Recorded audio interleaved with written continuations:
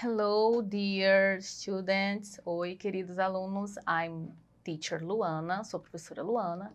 And today, e hoje, nós vamos falar sobre figures of speech. Vamos falar sobre figuras de linguagem. What are figures of speech? O que são figuras de linguagem?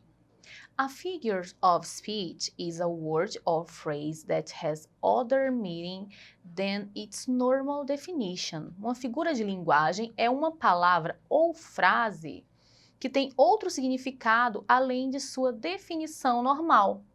Ou seja, é a linguagem figurada. Bom, são várias, mas hoje nós vamos aprender a simile, metaphor, personification, alliteration, onomatopoeia, hyperbole and idioms. Metaphor, metáfora. Uma metáfora, gente, é uma comparação implícita entre duas coisas sem similaridade que têm algo em comum. Ou seja, uma metáfora nada mais é que uma comparação. Por exemplo, observem aí. The wind is a blanket of ice. O vento é um manto de gelo. Eu estou comparando o vento com um manto de gelo. Tem similaridade? Não tem, mas é uma metáfora, é uma comparação. Não precisa ter similaridade, precisa ter sentido. A símile, gente, a símile ela é semelhante à metáfora. Tá? Um símile estabelece uma comparação entre duas coisas fundamentalmente diferentes que têm certas qualidades em comum. Eles só diferem em uma coisa. Só há uma diferença entre a símile e a metáfora. Um símile, ele usa palavras geralmente formadas com like ou as. Então, em frases com símile, nós vamos ter a presença do like ou do as. Por exemplo, her eyes are blue like the sky. Os olhos dela são azuis como o céu. O like ou as, gente, ele tem o sentido de como, tá? É o nosso como em português. Her eyes are blue as the sky. Os olhos dela são azuis como o céu. Certo? Bom, nós temos aqui dois exemplos, exemplo 1 e exemplo 2, onde eu tenho uma símile e eu tenho uma metáfora. Qual dos dois exemplos é uma símile? Qual dos dois é uma metáfora? Life is like a game. Sometimes you win and sometimes you lose. Number 2, life is a game and you need to be a good player. Se vocês observarem, né? Se vocês observaram, no exemplo número 1 tinha o like, ou seja, o símile é o number 1, é o número 1, e a metáfora, número 2. Número 1, tradução. A vida é como um jogo, às vezes você ganha, às vezes você perde.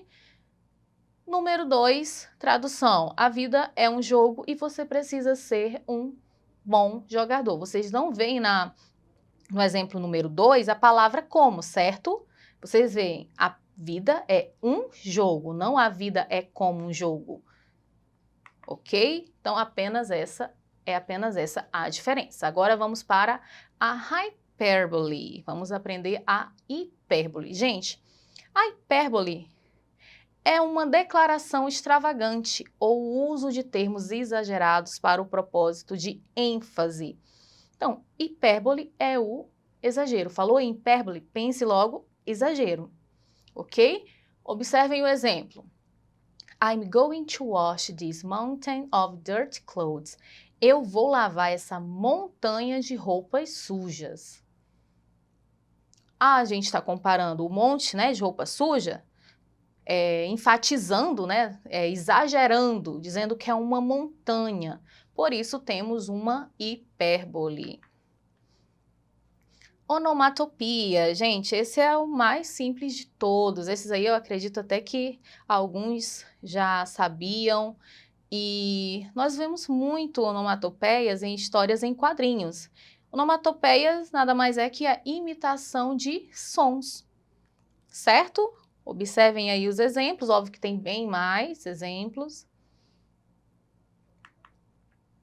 Personification. Gente, personificação, é uma figura de linguagem no qual um objeto inanimado ou abstrato é dotado de qualidades ou habilidades humanas. Por exemplo, observem aí o exemplo. The river swallowed the earth. O rio engoliu a terra. O rio é o objeto inanimado, certo? A gente sabe que engolir é uma ação humana, né? Então, o rio engoliu a terra tem um sentido, né, óbvio, né, de alagou, inundou. Porém, a personification deixa a frase assim, mais poética, mais bonita. Right? Idioms, expressões idiomáticas. As expressões idiomáticas são expressões cristalizadas que não podem ser traduzidas ao pé da letra. Gente, não tem como traduzir uma expressão idiomática ao pé da letra, tá bom? É interpretação, pois caso sejam, terão o significado real da expressão deturpado, pode não fazer sentido. Em português, nós temos várias expressões idiomáticas, por exemplo, puxa-saco, vou matar 2 coelhos com a cajadada só, enfim, são várias, né? Em inglês e em outros idiomas, óbvio, vão ter também várias expressões idiomáticas e essas expressões idiomáticas podem trazer uma confusão para a gente. Por quê? Porque não podemos interpretar ao pé da letra, certo? Por exemplo, esse exemplo aí é uma expressão idiomática. E se você for levar ao pé da letra, você tem quebre uma perna. Break a leg significa quebre uma perna, mas essa expressão ela não quer dizer quebre uma perna, ela quer dizer boa sorte, ok? Break a leg, boa sorte. Alliteration, aliteração. Gente, a aliteração é a repetição de sons consonatais. Um exemplo bem famoso em português, que todos nós conhecemos, é o rato roeu a roupa do rei de Roma. Temos aí uma repetição de sons consonatais, né? Uma repetição do som R, né? Que é uma consoante. Em inglês, nós também temos essa figura de linguagem e eu trouxe aqui um exemplo para vocês. She sells seashells by the seashore. Que significa ela vende conchas à beira-mar. Óbvio que traduzindo para o português não é mais uma aliteração, né? Mas em inglês é uma aliteração. Ok? Let's practice. Vamos praticar. Eu quero que agora vocês vão me dizer qual é a figura de linguagem das frases que eu vou apresentar aqui para vocês, certo? Letter A. Na letra A. I'm so hungry I could eat a horse. O que quer dizer essa frase? I'm so hungry, eu estou com muita fome. I could eat a horse. Eu poderia comer um cavalo. Gente, nós temos aqui um exagero. Se nós temos um exagero, temos uma hyperbole, certo? Nós temos uma hipérbole. Right? Question 2, letter B. Sorry, question 1, letter B. Qual é a figura de linguagem? Essa daí é bem fácil, é uma onomatopeia, onomatopeia. São imitações de sons. Bang, bum, uá. Letter C. Na letra C, gente, nós temos aí uma repetição de um som consonatal, certo? Que é do W. She was died and wondered while she waited for Walter to wake. Então, qual é a figura de linguagem que representa aí essa frase? É uma alliteration, né? Uma aliteração, ok? Letter D, na letra D. Que figura de linguagem é essa? In the red. In the red, no vermelho. Red é a cor vermelha.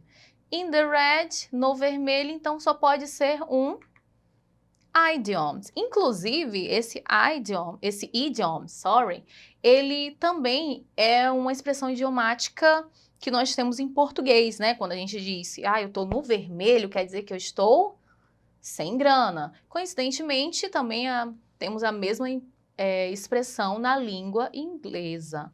In the red, no vermelho, sem grana. Question 2. Qual dos homens abaixo está falando uma metáfora e qual está falando uma símile? Observem aí. You're as skinny as a rail. And you're a mountain. E aí, gente, qual deles pronunciou uma símile e qual deles pronunciou uma metáfora? O que vocês acham?